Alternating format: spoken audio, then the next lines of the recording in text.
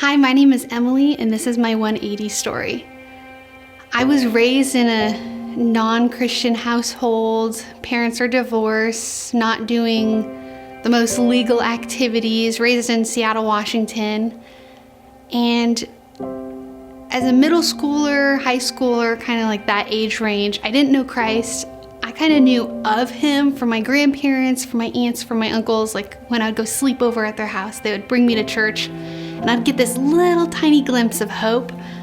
But it didn't like touch my heart. Like I think I had to go through some of that to see that I needed God. And so middle school, high school, I wasn't doing the right things. I was with the wrong crowd.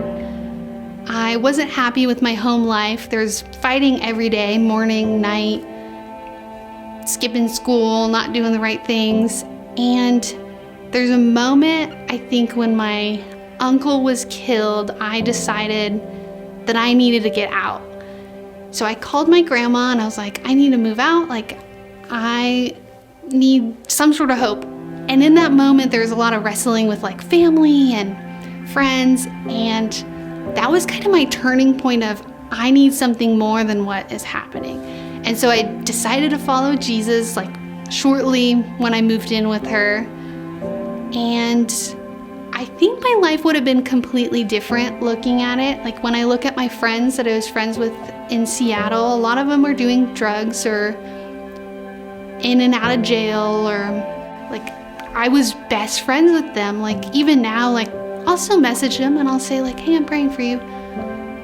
But I'm like completely changed. Like I have hope, which I didn't have before. I have an outlook of life. I didn't think I was gonna live past high school. So like now I'm like thinking about the future and I get to see what God's doing in ministry. I moved to Tennessee pretty recently and I get to work with youth kids and I get to see God working in their lives and not just in my own life. So that's really exciting. And I am so blessed to have God change my life 180 degrees.